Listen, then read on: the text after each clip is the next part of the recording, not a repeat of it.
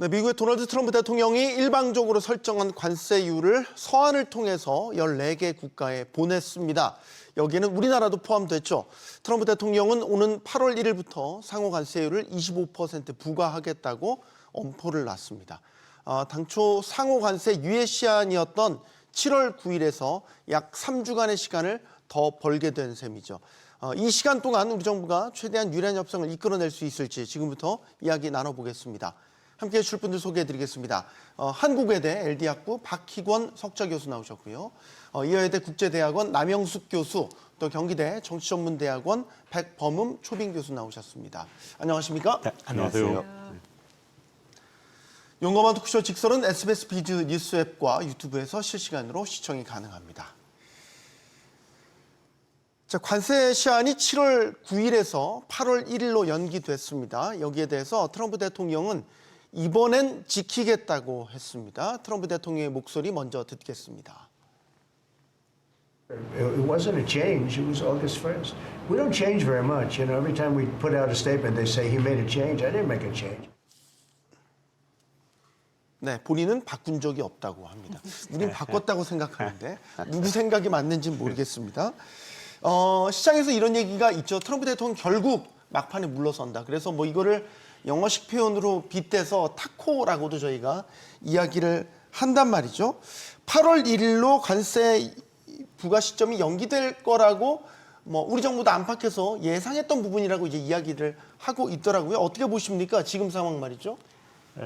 저는 이번 그 트럼프 대통령의 조치를 네. 트럼프 대통령의 고민이 반영된 협상 전략으로 보고요. 8월 1일 일자도 조정 가능하다. 본인도 그렇게 얘기를 했어요. 마음에 드는 제안 가지고 오면 조정 가능하다. 네. 본인도 이야기를 했습니다.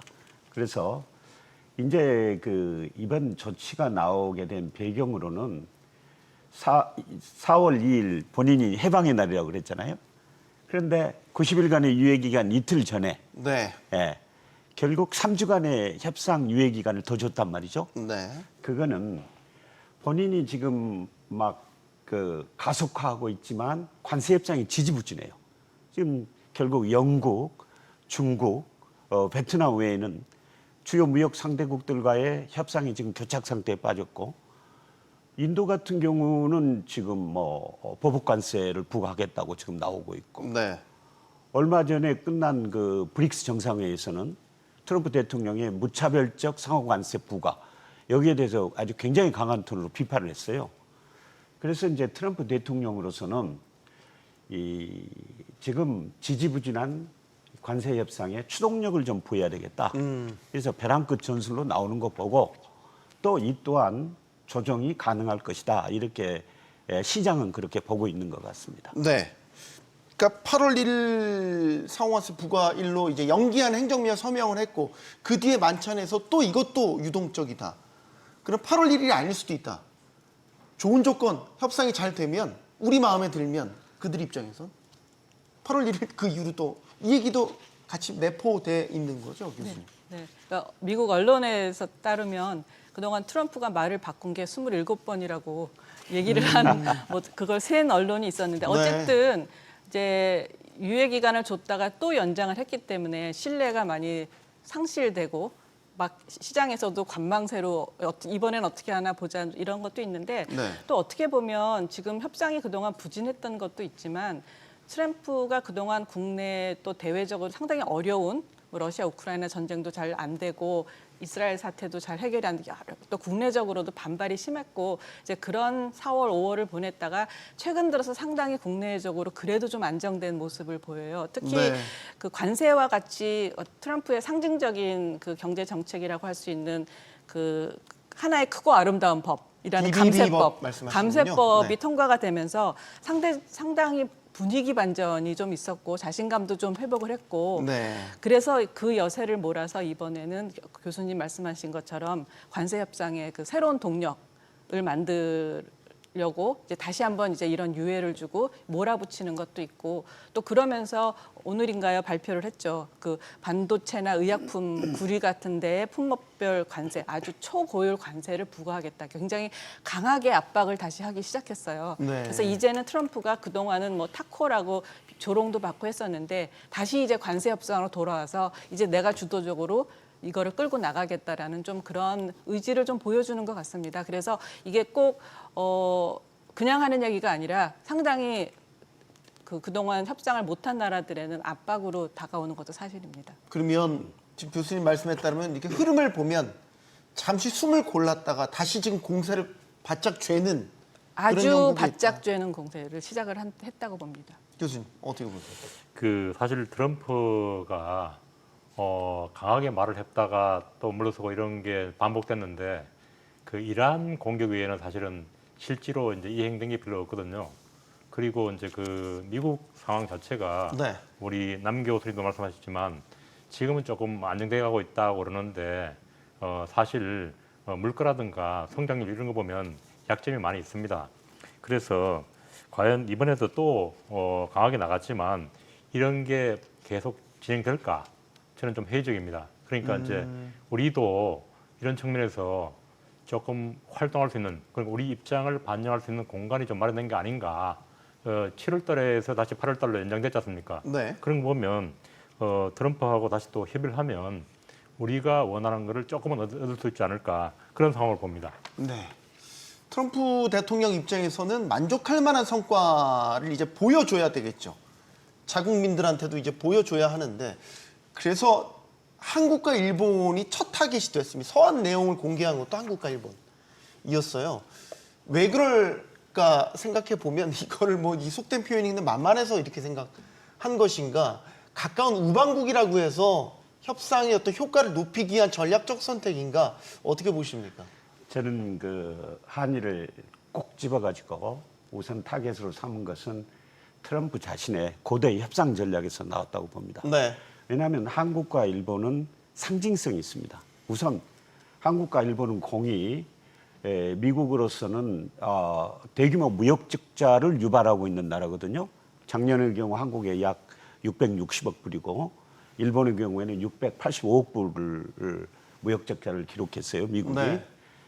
그 다음에 이제 그 러스트벨트 있지 않습니까? 네. 트럼프의 지지 기반이라는 러스트벨트에 소위 그 고용 유발 효과, 백인 노동자들의 고용 유발 효과가 큰 철강이나 자동차 이런 제조업 강국이라는 그런 상징성이 있습니다. 한일은. 네.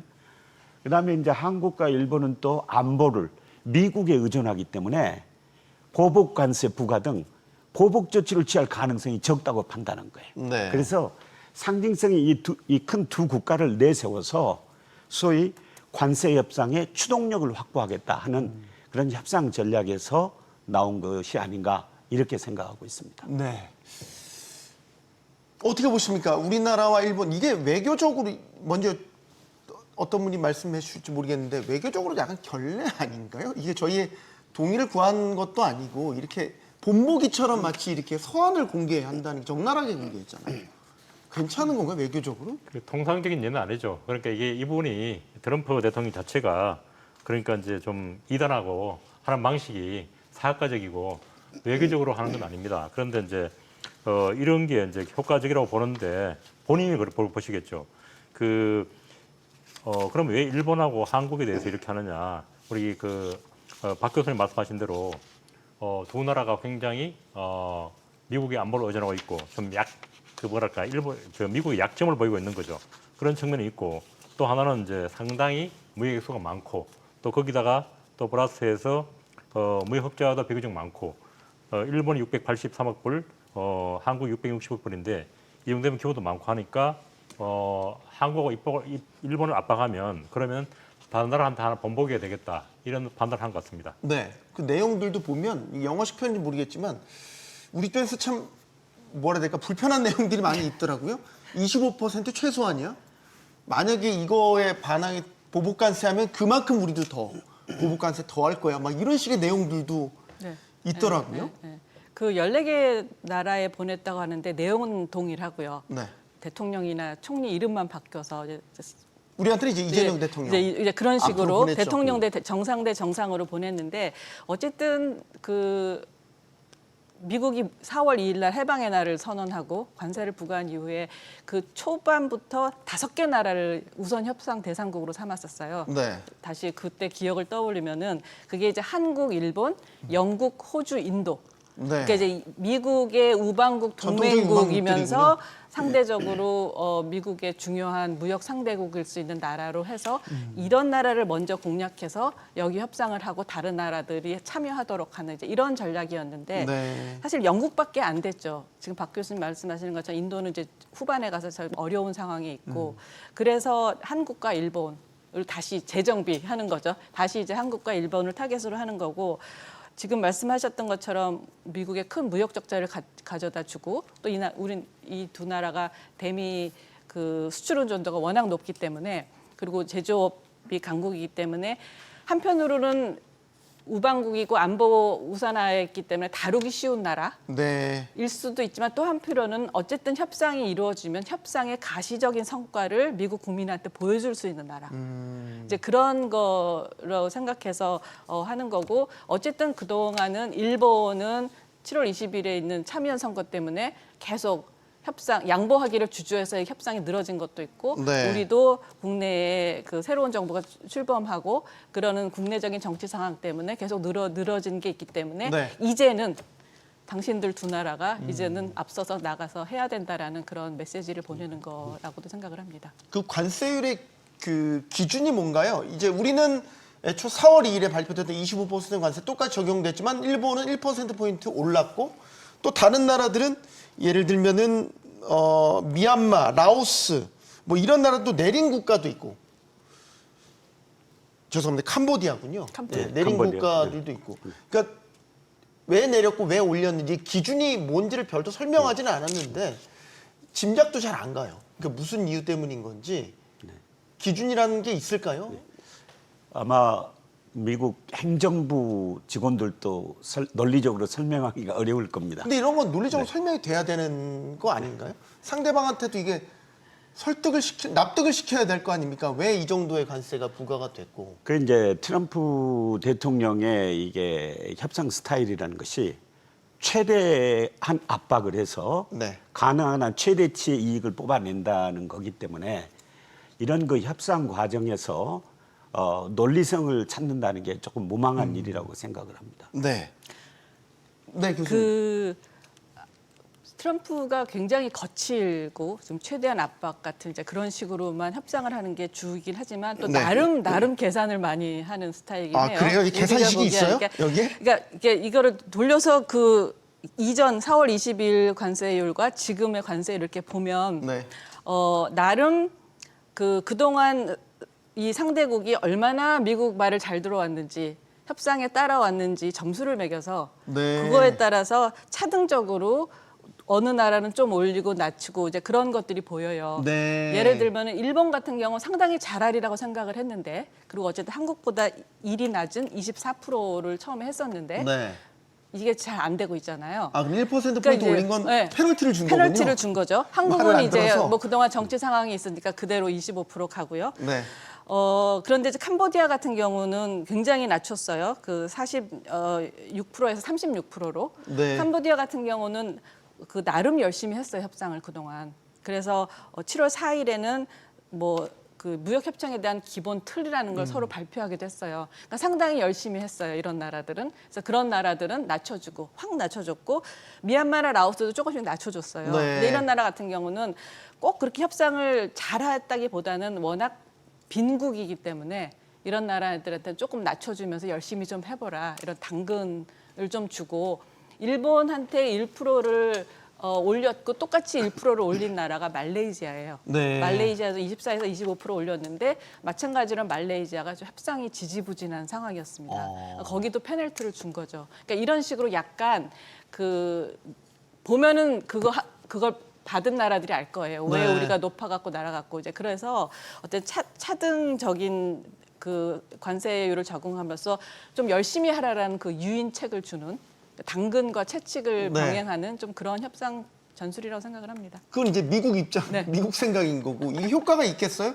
이런 식의 이제 높이고 낮추고 협상 잘하면 낮춰줄 거야 이런 식의 이제 외교적으로 효과가 있다고 보세요? 그 남 교수님이 굉장히 이제 상세하게 설명하셨는데 그러니까 이렇게 내 말 덜 들으면 내가 잘 봐줄게. 네. 이렇게 하는 게 어떻게 되게 유치하기도 한데. 네, 그렇죠. 국가 대 국가의 협상인데. 보시면 중국은 뭐 20%, 뭐 영국은 10% 이렇게 왔지 않습니까? 그리고 지금은 이제 우리한테 25% 제시하고 그리고 이제 캄보디아한테 49%, 36% 낮춰주고 이런 것들이 과연 그러니까 장사하는 사람들한테는 통할지 모르지만 과연 국가 대 국가, 특히 작은 나라가 아니고 인도 같은 나라들, 중국 같은 나라들 이런 나라들한테 계속 통할까? 저는 이제 그 외교에도 일종의 이제 룰이 있고 나름대로의 프로토콜이 있는데 이렇게 무시하고 그냥 자의가 많이 작용하는 게 과연 미국한테 유리할까? 그리고 트럼프의 정치 장래에 좋을까는 저는 회의적이고 네. 그리고 특히 캄보디아 같은 경우에는 굉장히 중국한테 경제로 의존되어 있습니다. 그럼에도 불구하고 많이 낮춰줬는데 이게 이제 그 LCD라고 그러니까 최빈국 그리고 이렇게 나온 나라들이 다 미얀마, 라오스, 캄보디아가 최빈국입니다. 그래서 그런 측면에서도 좀 작용하지 않았는가 생각이 됩니다. 우리나라와 일본 예, 제가 교수님. 그 나름대로 우리 남 교수님 말씀하셨는데 나름대로 채찍과 당근을 써보겠다 하는 게 조금 엿보여요. 네. 예를 들어서 일본 같은 경우 1%를 올렸잖아요. 그건 괘씸죄를 조금 적용한 거 아닌가. 네. 그동안에 이제 트럼프 행정부가 일본에 대해서 쌀을 개방을 해라. 근데 우리나라와 마찬가지로 일본도 쌀이 굉장히 민간 품목이거든요. 네. 농림적 의원들이 뭐 아주 반대를 하고 그다음에 이제 자민당의 기반이 바로 농촌 지역 아닙니까? 그리고 7월 20일 지금 참여연 선거를 앞두고 있고 그래서 이제 옥수수나 대두로 우리가 수입을 하겠다 그러니까 트럼프 행정부가 대놓고 비난을 하고요. 그래서 이거는 막 어떤 경고의 의미 이런 걸 담았다고 보고요. 캄보디아의 경우에는 사실은 이제 경제 규모가 적지만 작년의 경우에 한 120억 불 흑자를 봤더라고요. 그런데 정작 캄보디아 내부에서는 여론이 아주 비판적인 것 같아요. 왜냐하면 베트남하고 비교를 해서 베트남은 이제 협상을 통해서 20%로 낮췄잖아요. 그리고 이제 저희한테 갖는 함의가 뭐냐면 캄보디아에는 우리 중소기업들이 많이 나가 있어요. 거기에서 이제 신발이랄지 의류랄지 가방이랄지 이런 OEM 방식으로 생산해서 미국에 수출하거든요. 네. 타격이 불가피할 것 같습니다. 일각에서 이제 반도체 공급망과도 연관이 돼 있다는 분석도 있더라고요. 예를 들면 인도네시아 같은 곳에 패키징 시설들이 이제 많이 있기 때문에 이 반도체 공급망과 관련해서 전략을 짠 거다. 뭐 이런 분석도 있는데 뭐 백악관 본인이 얘기하지 않으니까 다 사실 시장에 도는 이야기이긴 합니다. 그럼 우리나라와 일본을 한번 비교해 보면 일본과 우리나라가 25%로 같아졌지 않습니까? 대신 일본은 더 올랐잖아요. 관세 이렇게 심제가 많이 적용됐다고 가정한다면 그럼 우리나라가 조금 더 나은 상황입니까? 이 비교도 사실 좀 유치한 것 같기는 한데 미국이 유치하게 나오니까 저도 유치하게 질문을. 유치하게 분석을 해보자면 일단 일본은 1%가 올랐겠고 네. 더군다나 그게 그동안 일본의 고위급 그 공무원들이 미국에 7번이나 가서 회담한 결과였는데 1%가 올라갔다라는 좀 건 허무할 것 같기도 한데 일본 우리는 뭐 입장에서. 별로 많이 안 하고 이제 그대로니까 이제 유치하게 분석을 하면은 뭐 우리가 좋은 건 있지만 어쨌든 이제는 한국과 일본을 경쟁시키는 구도로 동등하게 25%에 출발해서 이제 해봐라. 이제 한일을 경쟁시키는 거예요? 네, 저는 그렇게 봐요. 이제 동등한 입장에서 왜냐하면 어쨌든 곧 정치적인 문제 그런 변수들도 많이 이제 네. 일본 같은 거 조금 더 있어야겠지만 끝나고 그리고 굉장히 이제 무역 구조나 방위비에 대한 요구나 여러 가지 이슈들이 비슷하단 말이에요. 근데 이럴 경우 이제 한 국가와 먼저 많이 진행되면 다른 나라는 기다리고 있다. 나도 그렇게 해줘. 이렇게 하기 때문에 이게 어려워요. 그렇기 때문에 한국과 일본을 동일선상에 놓고 각자 가져와봐. 그래서 네. 경쟁시키는 구조로 하는 게 미국으로서는 훨씬 더 얻을 게 많다라고 생각을 할 것 같습니다. 이 한일 간의 경쟁 구도가 만들어질 수도 있다라는 매우 흥미로운 분석을 또 남 교수님 해주셨습니다. 트럼프 대통령은 이 백악관 회의에서 이 관세를 또 언급하다가요, 갑자기 또 우리나라를 언급하면서 방위비 압박을 했습니다. 그 발언도 듣고 오겠습니다. I mean, South Korea is making a lot of money, and they're very good. They're very good, but you know, they should be paying for their own military. They probably went to him and they said, "Listen, Trump treated us terribly, and we shouldn't be paying anything," and he cut it down to nothing. 사실 트럼프 행정부 2기가 이제 시작되면서 우리가 걱정했던 부분 중에 하나죠. 사실 트럼프 집권 1기 때부터 방위비 인상에 대한 요구를 계속해서 해왔고 2기 때도 그럴 것이다. 이제 카드를 본격적으로 꺼내드는 양상입니다. 이거 어떻게 보시는지, 이게 유럽연합한테도 GDP의 5%까지 방위비 증액해라 이런 요구를 하고 있기 때문에 우리한테도 이제 당면한 과제가 된 것 같습니다. 백 교수님. 그 일본한테는 3.5%를 했고 유럽한테 이제 EU 나토 회원국들한테 5% 이렇게 나왔는데, 이게 우리 예산 보시면 우리가 만약 5% 올린다고 치면 우리 예산이 보건복지 약 200조입니다.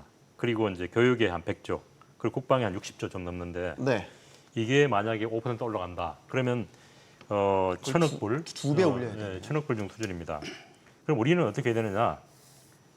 제 생각에는 이렇게 그 방위비를 갑자기 올리면 결국은 이제 당연히 주한미군 주둔비도 올려달라고 하겠죠. 그러면 이제 우리는 이 논리 구성할 때 이 대책 마련할 때 결국은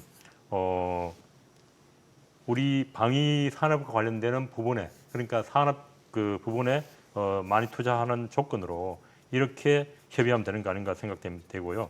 그리고 이게 과연 그러니까 이제 그 일본도 강하게 저항했지 않습니까? 3.5% 올려달라 그러니까 2+2 회의를 연기했습니다.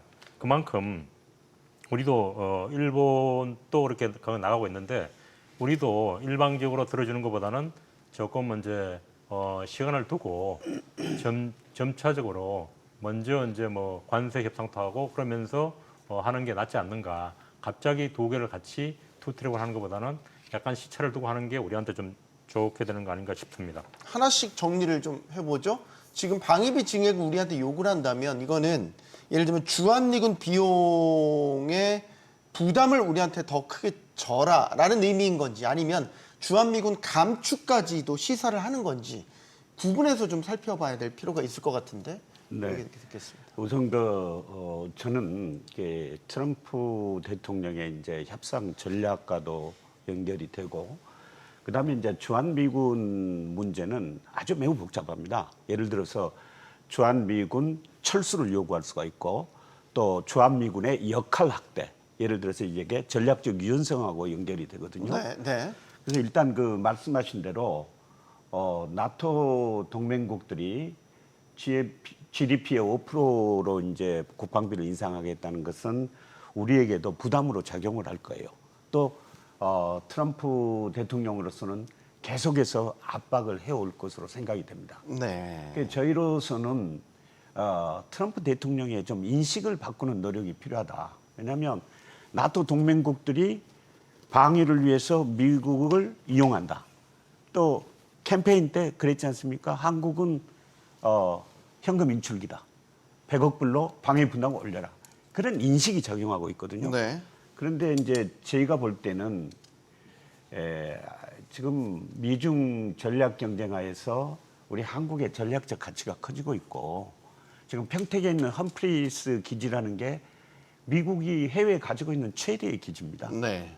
그래서 얼마든지 그 미국의 방위를 위해서 우리가 역할을 할 수 있다는 것을 설득하는 노력이 있어야 되겠고, 제가 말씀드렸다시피 트럼프 대통령은 자기의 협상 목적을 위해서 가능한 한 모든 수단을 동원하는 사람이기 때문에 그 미국의 전설적인 프로야구 선수는 요기 베가라고 있죠.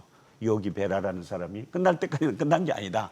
근데 이게 지금 관세 협상도 있고 비관세 장벽 문제도 있고 또 안보 문제. 그래서 트럼프는 지금 원스톱숍 협상을 원하거든요. 그래서 아마 이게 결국 정상회담을 통해서 이런 게 모든 게 논의될 것 같아요. 그래서 현재 이제 일본과의 측면에서 어느 나라가 유리하다 이렇게 말씀드릴 수 있는 상황은 아닌 것 같고, 우리가 이 관세 협상 측면에서도 보다 좀 큰 그림을 보고 대처를 하는 게 필요하다 이렇게 생각하고 있습니다. 네. 아까 드린 질문에 대해서 교수님 어떻게 생각하세요? 이게 이제 주한미군 감축까지도 시사를 하는 건지. 아마 트럼프는 이 방위비 문제를 굉장히 큰 레버리지로 계속 공격을 할 거예요. 한국과 일본에 대해서. 네. 거기에는 주한미군 감축까지 포함해서 여러 말들을 주장을 하고 흘리고 할 건데 지금 아까 말씀하셨듯이 원래 이제 협상을 이번에 무역 협상을 하면서 통상과 안보를 아우르는 이제 원스톱 쇼핑으로 하자라고 했다가 어쨌든 우리 같은 경우는 이게 너무 부담스러우니까 통상과 안보를 분리하는 투 트랙으로 하자. 네. 뭐 이렇게 해서 결국 이제 그렇게 됐어요. 네. 지금 이제 통상 쪽을 주로 하고 있었는데 지금 이제 트럼프나 미국 국방부 쪽은 이제 계속 옆에서 방위비 이슈를 계속 던지는 거죠. 그래서 이거는 아마도 계속 주장을 할 겁니다. 끝까지 이거가 굉장히 그리고 더군다나 나토가 5%라는 인상에 합의를 했기 때문에 어떤 가이드라인을 준 거라고 생각을 해서 계속 우리한테 압박을 해올 이슈이기 때문에 그 얼마나 마지막에 우리가 협상안이 미국과의 그 관세 협상안에서 이 부분이 어떻게 작용할지는 얼마나 우리가 다른 부분에 또 양보를 하느냐 이거와 연계된 이슈가 될 거라고 생각합니다. 지금 명확하게 투트랙으로 가고 있는 거 맞습니까? 왜냐하면 이제 이전 정부에서는 이제 줄라이 패키지 딜이라고 그래서 7월에 다 통합으로 이제 합의를 보자라는 이제 방식이었는데 새 정부 들어와서는 방향성이 또 이제 아까 말씀한 투트랙으로 좀 바뀌었단 말이에요. 근데 트럼프가 지금 이 말을 한 거 보면 거기에 또 오로지 또 동의를 하는 것 같지도 않고 같이 끌어들이려는 심산인 것 같기도 하고요. 그래서 지금 3주간의 협상이 어떤 식으로 진행될지 또 불투명한 면도 있는 것 같고요. 지금 관- 3주간의 관- 죄송합니다. 예. 3주간 협상에서는 아마 일단 통상교섭본부가 이제 중심으로 돼서 관세 비관세 근데 또 통상계획을 위성락 하지만 안보실장도 같잖아요. 그렇지만 위성락 안보실장 그리고 또 트럼프가 계속 얘기를 하면서 이 두 가지 이슈가 계속 같이 엮여가면서 나올 겁니다. 예. 한 자리에 앉아서 협상을 하지는 않더라도 우리의 의도는 같이 묶는 게 굉장히 부담스러운 상황인 건 부담스러워서 맞는데 하려고 그랬는데 그렇게 안 되죠. 미국은 지렛대로 그걸 충분히 네, 사용하고 지렛대로 싶어하는 계속, 서로 전략이 지금 부딪히네요. 그렇죠. 관세 협상을 하면서 또 이제 국방 문제를 제기해 가지고 우리를 좀 더 괴롭히는 거죠. 자기들이 좀 더 레버리지를 갖고 이렇게 하는데 그 미국이 이제 자꾸 주한미군 감축 이렇게 나오는데 트럼프가 4만 5천 명이 조달한다고 그랬지 않습니까? 실제로는 2만 8,500명인데 그런데 과연 미국이 그렇게 그 레토릭이 아니고 정말로 감축할 수 있을까? 저는 회의적으로 보는데요. 그냥 외교적 레토릭이라고 보는데 의회 동의를 받을 수 있을까요? 못 받을 그것도 것 그렇고 같은데. 그리고 과연 동아시아, 동북아시아 안보 상황이 그렇게 미국이 주한미군을 대폭 감축하고 마음대로 이렇게 할 수 있을 정도의 상황인가? 중국이 굉장히 이제 그 군사력을 강화하고 있고 특히 공군력과 해군력을 그렇게 강화하고 있는데 주한미군이 빠지면 과연 동북아 안정이 유지가 될까? 감축이 되면 안정이 될까는 저는 회의적입니다. 그래서 네. 미국의 그런 이제 일종의 이제 그 블랙메일에 가까운 그런 협박이죠, 사실은. 예. 협상의 관전 포인트 이제 여러 가지로 제기가 되는데 사실상 우리나라와 미국의 협상의 관전 포인트는 관세가 아닌 비관세 영역이 될 거다라고 보는 시각이 많습니다. 우리 사실 이제 이미 FTA를 체결하고 있기 때문에 사실 무관세에 가까운 교역을 하고 있었잖아요. 그래서 우리가 미국한테 예를 들어서 관세 낮춰줄게 이 카드는 이제 안 통한단 말이죠. 비관세 영역을 미국 측도 우리한테 많이 요구하고 있는 것으로 알려져 있어요. 대표적으로 쌀, 소고기, 디지털 분야 이런 분야들입니다. 구체적으로 어떤 압박을 가할 거라고 보십니까? 제가 볼 때는 이제 소고기 같은 경우는 30개월 이상 된 소고기 수입을 허용해라. 그다음에 쌀 같은 경우도 쌀 시장 개방해라. 근데 사실 이제 이 분야는 저희 농민들한테 직접적인 피해가 갈 수 있고 우리 국민 여론에 아주 부정적이거든요. 그래서 지금 우리 정부로서는 아마 레드라인으로 생각하고 있을 거예요. 그래서 저희가 볼 때는 저희는 이제 미국의 주요한 그 경제협력 파트너가 될 수 있는 카드가 많이 가지고 있습니다. 우선 글로벌 공급망 부분에서 예를 들면 반도체랄지 AI랄지 2차 전지랄지 이런 데서 우리가 핵심 역할을 또 할 수 있고요. 그다음에 이제 미국이 지금 트럼프 행정부가 바라고 있는 게 제조업 부흥이거든요. 그 분야에서 이제 기술과 또 우리가 생산 능력을 갖고 있기 때문에 이런 그 여러 가지 카드를 활용을 해서 소위 이 비관세 부분, 특히 이 농산물 부분에서의 압박을 피해가려는 그런 전략을 쓸 것으로 예상을 하고 있습니다. 남 교수님, 미국 측의 비관세 분야 압박을 우리가 견뎌낼 수 있겠습니까?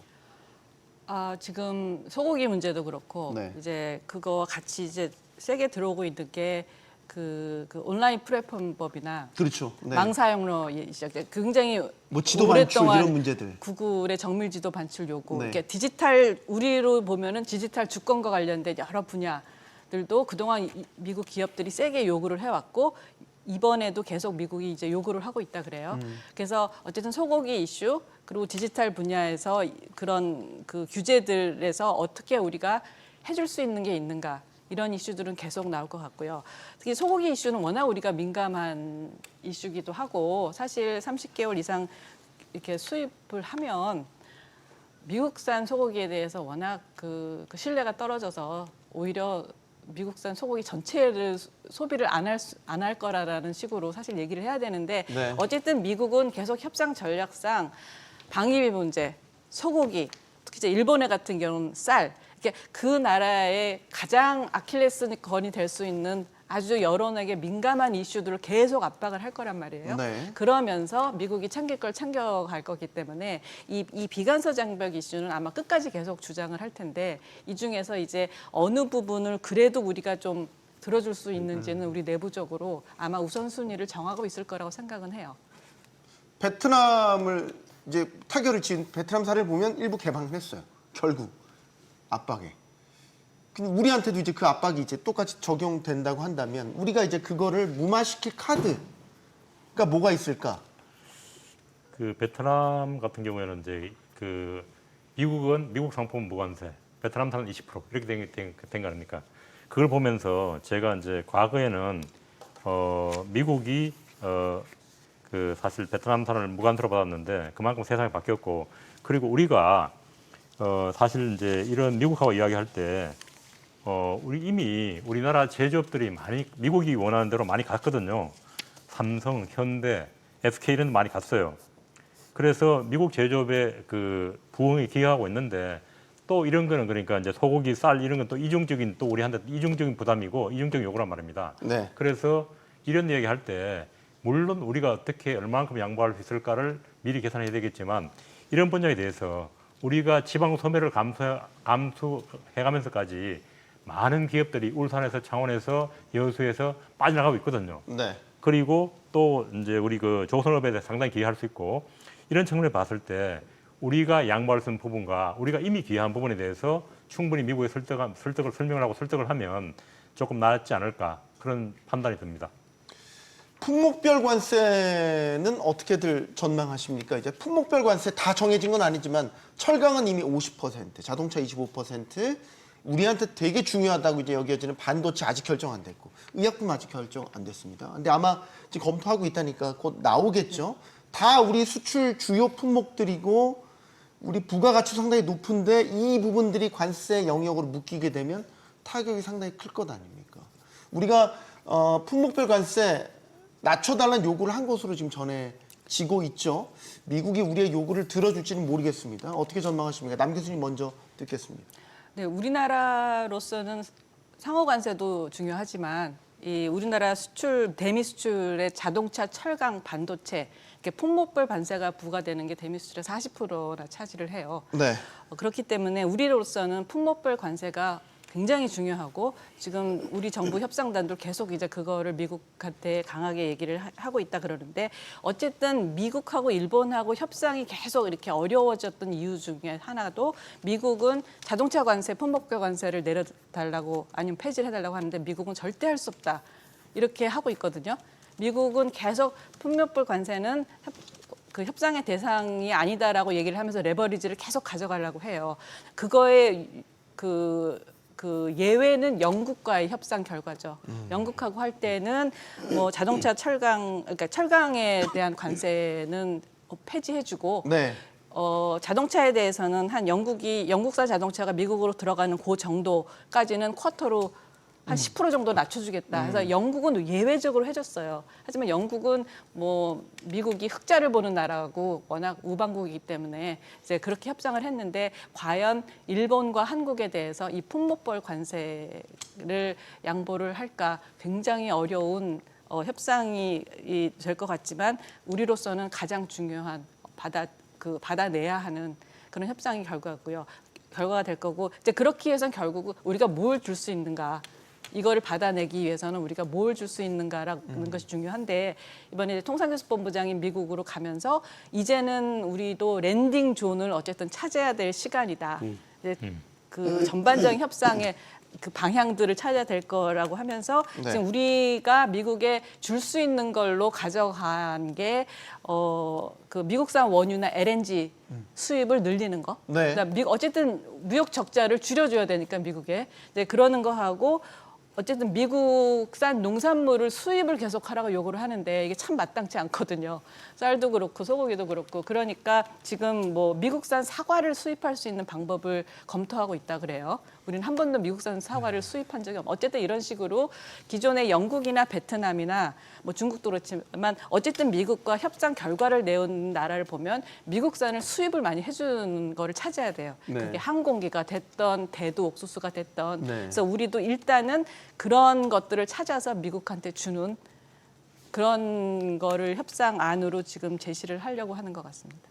우리가 자동차, 반도체 다 핵심 수출 품목이잖아요. 우리 입장에서도 양보할 수 없는 카드란 말이죠. 근데 이제 25% 이렇게 관세를 매긴다. 사실 수출 경쟁이 훅 떨어져 버리기 때문에 이걸 영국 수준으로 기본 관세 정도 수준으로 낮추지 않으면 사실 이제 미국에 수출하기 힘들어지는 게 당면한 현실인 네. 거잖아요. 이게 난제긴 하지만 해결돼야 해결돼요. 되는 문제라고 본다는 말이죠, 교수님. 그 말씀하신 대로 정말 저희한테는 이 상호 관세보다도 품목 관세가 훨씬 더 중요한 문제고요. 근데 이제 이 대통령께 대한 그 사안에서 품목 관세는 별도로 하고 그래서 미국 전문가들 이야기를 들어봤더니 품목 관세를 인하하거나 철폐할 의사가 전혀 없다는 것을 미국 정부가 보여준 거다. 그래서 어려울 거다. 그래서 앞으로 협상에서 굉장히 난항이 예상이 돼요. 난항이 예상이 되고 그걸 또 뒷받침해 주는 게 뭐냐면 어제 트럼프 대통령이 발표했잖아요. 네, 동에 대한 구리에 대해서 50%, 네. 또 뭐 반도체, 제약 뭐 이런 분야로 지금 확대할 생각을 하고 있어요. 그 근저에는 뭐가 있냐면 미국 정부가 생각하는 제조 회복, 일자리 이것을 이루는 것이 바로 이 핵심 분야다. 그래서 이걸 끝까지 가지고 가겠다. 그런 의지가 담긴 거 아니냐. 그래서 저희로서는 상당히 어려운 협상이 될 거라 이렇게 지금 전망이 되고요. 다만 아까 그 베트남 협상을 이야기하셨는데 베트남 협상은 이름 잘 된 걸로 지금 평가를 받고 있어요. 근데 저희가 거기에서 얻을 교훈이 있다면 결국 트럼프 대통령한테 중요한 거는 국내적으로 정치적 승리를 선언할 수 있는 거. 그걸 줘야 된다. 그러니까 베트남은 결국 국내 시장 개방 그리고 대규모 농산물 수입 이걸로 결국 협상을 다소 유리하게 이끌지 않았는가. 그래서 저희로서는 트럼프 행정부하고 협상을 할 때 트럼프 행정부가 트럼프 대통령이 국내적으로 정치적으로 승리할 걸 안겨주고 명분도 주고 다만 우리가 좀 실리를 찾는 방법 이런 그 전략으로 가야 되지 않겠는가 이렇게 생각하고 있습니다. 가령 반도체 같은 경우는 미국 입장에서도 전략 품목 아닌가요? 안보와 직결된 전략. 메모리 칩을 받지 못하고 어떻게 완성품을 만들 수 있죠? 그 메모리 칩의 절반 이상을 한국 삼성전자와 하이닉스가 공급을 하고 있는데 이걸 이렇게 25%의 관세를 부과하면 그 관세 인상률만큼의 부담을 사실 미국 기업들 더 넓게는 미국 소비자들이 안게 될 텐데 그런 논리로 설득이 안 될까요, 교수님? 그 독일하고 일본, 한국 세 나라가 굉장히 자동차에 특화돼 있고 거기다가 우리나라는 철광 플러스 반도체가 이렇게 굉장히 중요하지 않습니까? 그래서 이제 그 반도체 이 분야가 결국 만약에 이렇게 고관세를 막고 수출을 하면 네. 물론 이제 미국 기업들도 미국 소비자들도 불이익을 받겠죠.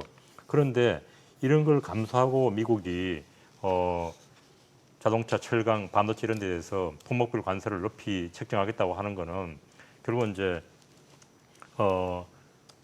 그럼에도 불구하고 이런 한국이나 일본 이런 나라들 압박해서 충분히 미국의 제조업을 다시 키울 수 있다고 생각하기 때문에 이제 그렇게 판단하는 건데요.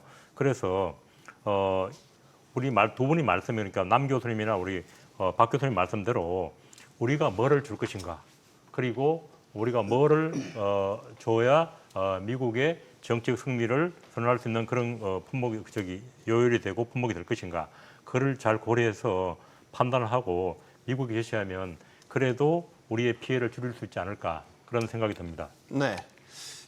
일본의 협상 방식 최근에 여러 이제 이야기거리가 되고 있는 거는 이전과 좀 다른 양상을 보이고 있기 때문이죠. 비교적 미국의 요구를 잘 들어준다라고 이제 알려져 있었는데 지금 이시바 시게루 일본 총리가 최근에 한 말을 보면 쉽게 타결 안 한다. 아무리 동맹국이라도 할 말은 해야 된다. 좀 강경한 입장을 내고 있다는 말이죠. 우리가 알고 있는 일본과는 조금 다른 양상입니다. 관세 협상에서는 아무리 미국이어도 물러서지 않겠다. 국이 걸린 거 아니냐. 우리가 참고할 만한 부분은 없겠습니까? 이 질문을 드리는 거는 우리도 좀 강경하게 나갈 필요가 있지 않을까요? 네, 지금 일본 같은 경우 이제 정말 우리가 드물게 보는 일본이 그 분연하게 미국에 맞서는 거를 봤는데요. 네. 그 어쨌든 20일에 참여연 선거가 있기 때문에 그 미국에 일방적으로 양보하는 거를 보여줄 수 없다라는 그런 정치적인 계산도 있고 이시바 시게루 그 본인의 어떤 성향도 있다라고 생각이 드는데 어쨌든 우리도 그 국익에 따라서 절대로 양보할 수 없는 것, 바텀 라인을 명확하게 해서 이거는 절대로 안 되고 남은 것에서 상호 윈윈할 수 있는 것으로 찾자. 이제 이런 식으로 명확하게 할 건 또 명확하게 해야 돼요. 네. 그런 바텀 라인을 정확하게 얘기하는 것도 중요하고 아까 사회자님 말씀하신 것처럼 이게 관세를 높이고 이러는 게 아니라 결국은 미국이 제조업 일자리 창출을 원한다면 그거를 줄 수 있는 제조업을 가진 또 기술을 가진 나라는 한국이다. 그러니까 우리가 미국과의 그 산업협력을 통해서 미국의 그런 꿈을 이루는데 큰 도움을 줄 수 있는 나라는 한국밖에 없다. 지금 이제 우리 통상교섭본부도 이제 그런 식으로 협상안을 가져가려는 것 같아요. 그 양국의 그 제조업 르네상스 파트너십 뭐 이렇게 이름을 붙인 것 같은데 네. 어쨌든 산업협력을 통해서 좀 중장기적인 산업기술 협력을 통해서 윈윈을 하자. 이렇게 너무 발목 잡는 이슈 갖고 이렇게 하지 말고 건설적으로 하자라는 식으로 이렇게 나가는데 그게 맞는 것 같아요. 네. 절대로 줄 수 없는 건 줄 수 없는 거고. 이런 게 외교사에서 있었는지 모르겠지만 한일 공동전선 같은 건 불가능합니까? 제가 너무 소설 같은 이야기를 하는지 모르겠지만 비슷한 입장이라서 제가 이런 질문을 드리는 겁니다. 일본은 사실상 별로 남아있는 제조업이 없어요. 그리고 소부장하고 자동차밖에 없는데 자동차마저도 이렇게 미국이 압박을 가하게 되면 결국 자동차가 무너지면 일본은 제조업이 거의 붕괴하는데 그리고 이미 1985년도에 플라자를 통해서 미국이 일본에 엄청나게 피해를 입혔지 않습니까? 미국의 장기 불황의 단초가 됐다라고 그렇죠. 그런데 하죠. 일본하고 한국이 굉장히 공통점이 많습니다. 제조업도 그렇고 그다음에 이제 알래스카 LNG 그 개발 문제도 그렇고 미국이 보는 일본하고 한국은 상당히 공통점이 많고 거기다가 또 중국을 견제할 수 있는 두 나라입니다. 그리고 약점도 많죠. 그러니까 한국과 일본 간에 물론 경쟁 관계고 그리고 이제 역사적 구원도 있고 하지만 한국과 일본이 정말 이런 시점에서 손을 잡아서 이런 통상 정책, 경영 정책을 어떻게 할까 같이 공동으로 대응하는 그런 협의체를 만들면 상당히 좋을 거라고 생각합니다. 그래서 이런 차원에서 결국은 이제 한일 간에 남아 있는 그 여전히 잠재되어 있는 앙금 같은 것도 해소하고 네. 이런 측면에서 상당히 좋은 거 아닌가 생각이 됩니다. 한일 공동 대응 가능한 카드라고 보십니까, 교수님? 저는 그 문제에 대해서는 다소 좀 외교관으로서 전직 외교관으로서 조금 신중하게 접근해야 된다. 왜냐하면 우리가 대놓고 공동으로 대응한다면 트럼프의 괘씸죄를 직격으로 맞을 수가 있거든요. 그런데 이제 관세 장벽 이걸 보면 우리가 관세 협상에서 일본과 비슷한 게 상당히 많아요. 지금 뭐 상호 관세도 그렇고 품목 관세도 그렇고 그다음에 이제 미국의 투자 늘리겠다, 기술 산업 분야에서 협력 강화하겠다 이게 비슷합니다. 저희가 이제 일본하고 미국의 협상을 관찰해야 되는 이유가 그거예요.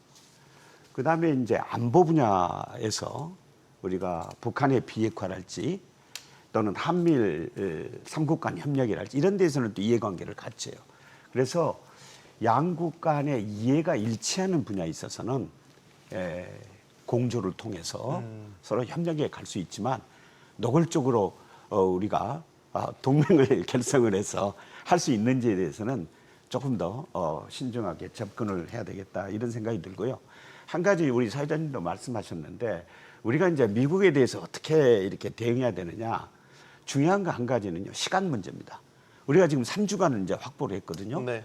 그리고 이제 저희 정부로서는 일단 7월 말까지 한미 정상회담을 통해서 양 지도자 간 담판을 통해서 이걸 결정 짓겠다 이런 보관인 걸로 알고 있어요. 그런데 이제 이 외교관으로서 협상을 해온 경험에 따르면 이 시간을 지배를 해야 됩니다. 시간이 너무 쫓기면 안 돼요. 그러면 좋은 결과를 얻을 수가 없어요. 지금 시간은 누구 편입니까? 시간은 누구 편도 아닙니다. 시간을 잘 활용하는 사람이 협상의 향배를 지배할 수가 있어요. 예를 들면 협상에는 10대 90의 법칙이 있어요. 10대 90이 뭐냐면 협상 마감 시간 10% 시간대에 협상 90%가 결정이 되는 거예요. 네. 또 협상 마감 시간은 것도 조정이 얼마든지 가능한 겁니다. 8월 1일 그건 인간이 정한 거예요. 협상 나름 따라서 이것도 조정 가능해요. 제 이야기는 뭐냐면 너무 시간에 쫓기다 보면 좋은 결과를 놓칠 수가 있다. 그렇기 때문에 우리 협상단들이 이 침착하게 자신을 제어해가면서 현명한 시간 관리를 해야 된다. 이걸 말씀을 드리고 싶어요. 자, 이렇게 고차방정식이 된 미국과의 관세 협상, 이 협상을 풀기 위해선 한미 정상회담이 시급하다 이런 목소리도 나오고 있는데요. 정부도 필요성을 인식하고 추진한다고 이야기를 하고 있습니다. 위성락 국가안보실장 목소리 듣고 오겠습니다. 조속히 하자는 데 대한 공감대는 있고 좀 더 구체화시킬 필요가 있습니다만 아직 그 단계까지는 와 있지 않고 협의를 진행해 보아야 되겠습니다. 당초에는 이제 G7 정상회의에 참석해서 한미 정상회담이 이루어질 수도 있다 예상을 했었는데 이제 중동 사태가 터지면서 만남이 이루어지지 못했죠. 자, 이제 관세 협상 3주간 남겨두고 있고 7월 말 정도 아까 언급하셨는데 일단 정상회담 성사 가능성에 대해서 어떻게 보시는지 교수님 먼저 의견 듣겠습니다. 그 G7에서 불발됐고 뭐 말씀하셨다시피 이란 그 이스라엘 전쟁이 벌어졌죠. 그리고 미국이 폭격을 했고 그다음에 이제 루비오 그 국무장관 방안도 이제 결국은 끝에 가서는 불발됐는데 저는 이제 그 미국이 이렇게 하는 게 상당히 한국에 대해서 좀 긴장감을 주려는 게 아닌가. 그러니까 이제 그 G7에서 정상회담이 성사가 되고 아니면 또 루비오가 방한해서 좀 일정한 부분에 타협을 하고 이렇게 됐으면 좋았는데 그게 안 된 거는 미국이 한국한테 좀 더 긴장감을 줘가지고 한국한테 뭔가 좀 더 양보를 얻으려고 하는 게 아닌가 싶습니다. 그래서 사실은 그 7월 내에 한미 정상회담이 성사될지는 누구도 장담을 못합니다. 그런데 최선을 다해야 되겠죠. 이번에 이제 그 위성락 실장도 갔고 그다음에 이제 통상교섭 본부장이 활동하고 있으니까 그게 양측에 만약에 어느 정도 의견이 조율되고 나면 정상회담도 개최가 가능할 건데 만약에 너무 의견이 상충이 되면 아마 쉽지 않지 않을까 그런 판단이 듭니다. 네. 지금 이번에 관세 그 서한의 수신자가 이재명 대통령. 이전에 이제 트럼프 대통령이 해왔던 협상 방식을 보면 탑다운 방식으로 정상 대 정상으로 만나서 일괄 타결해버리는 이런 방식을 더 선호했단 말이죠. 그래서 지금 한미 정상회담의 중요성에 더 주목을 하고 있는 것 아니겠습니까? 네, 그러니까 트럼프는 이번에 서한에서도 봤듯이 본인이 이 협상 전 과정에 대한 통제 욕구가 매우 강한 사람이죠. 네. 본인이 나서서 긴밀하게 좌우하자고 하는 그런 게 있기 때문에 우리나라 내부에서도 한미 정상회담의 중요성을 얘기를 했고 그래서 이제 위상정락 실장도 가 계신데 어쨌든 지금 뭐 언제 그 7월 말 안에 될지 안 될지 그리고 또 8월 1일에 협상 그 관세 유예 기간이 또 연장이 될지 안 될지 이제 이거는 아무도 모르는 일이긴 하지만 어쨌든 우리가 시간에 쫓겨서 뭔가 협상을 마무리 짓는 네. 그런 우는 범하지 말아야 될 것 같아요. 근데 아직 협상 유예 기간을 어떻게 할지 모르기 때문에 지금 정부에서 생각하고 있는 것 중에 하나는 이게 이제 영국의 모델이기도 하고 다른 나라하고도 지금 이제 그렇게 하고 많이들 하고 있는데 네. 그러니까 어떤 통상 프레임워크라서 기본 틀을 합의를 하는 겁니다. 기본 원칙, 네. 협력 기본 방향, 관세에 대한 기본 방향, 아주 중요한 굵직굵직한 것들은 합의를 하고 나머지 자녀들은 조금 시간을 더 두고 그러니까 이게 물론 한 번에 다 클리어하게 다 되는 것보다는 위험도도 있지만 협상 시간에 쫓겨서 우를 범하는 것 비해서는 조금 더 리스크를 분산하는 것도 있어서 이제 그러한 다양한 방법을 활용을 해서 일단 큰 틀에서 합의를 하고 그 관세 유예 기간에서는 크게 벗어나지 않게 하고 있지만 마무리를 뭐 한미 정상회담이 이루어진 시점에서 큰 틀에서 합의를 하는 이런 것도 가능하고요. 그래서 굉장히 좀 유연하게 대처를 해야 되지 않을까 그렇게 생각을 합니다. 마지막 의견 듣겠습니다. 네. 우선 그 정상회담의 조속한 개최가 중요하다. 왜냐하니까 지금 우리 외교 일정을 보면은 8월 달은 이제 미국 정부가 놀거든요, 휴가고. 트럼프 대통령도 여름 휴가가 결정이 돼 있고. 그다음에 이제 9월 달부터는 뭐 유엔 총회다. 또 아세안 정상회의다. 또 무슨 우리 10월 말에 에이펙 정상회의가 있고. 이게 외교 일정이 숨가쁘게 돌아갑니다. 네. 가을로 들은. 그러니까 우리가 이 형식과 내실 있는 정상회의를 한다는 게 결국은 7월 시간이 별로 많지가 않기 때문에 정상회담을 통해서 양 정상 간의 신뢰관계를 구축하는 게 중요하다. 그다음에 이제 우리 사회자께서 그 톱다운 방식 말씀하셨는데 트럼프 일기 때도 마찬가지고 트럼프 대통령은 톱다운 방식의 이 협상 방식을 선호하는 분이니까 네. 거기에 맞춰서 저희가 대비를 해야 된다. 그렇다면 결국 트럼프 대통령의 우선순위가 뭐고 또 협상 방식이 뭔가 이거에 대해서 충분히 이해를 하고 협상에 임해야 되겠다. 정상회의에 임해야 되겠다. 네. 이걸 강조하고 싶습니다. 알겠습니다. 자, 3주간의 치열하고도 팽팽한 줄다리기가 예상됩니다. 실용 외교를 표방하는 이재명 정부의 첫 시험대이기도 하죠. 실용의 관점에서라면 역시 협상의 과정보다는 협상의 결과를 평가받게 될 것 같습니다. 토론 마치겠습니다. 여기는 모든 경제가 모이는 SBS 비즈입니다. 시청해주신 여러분 고맙습니다.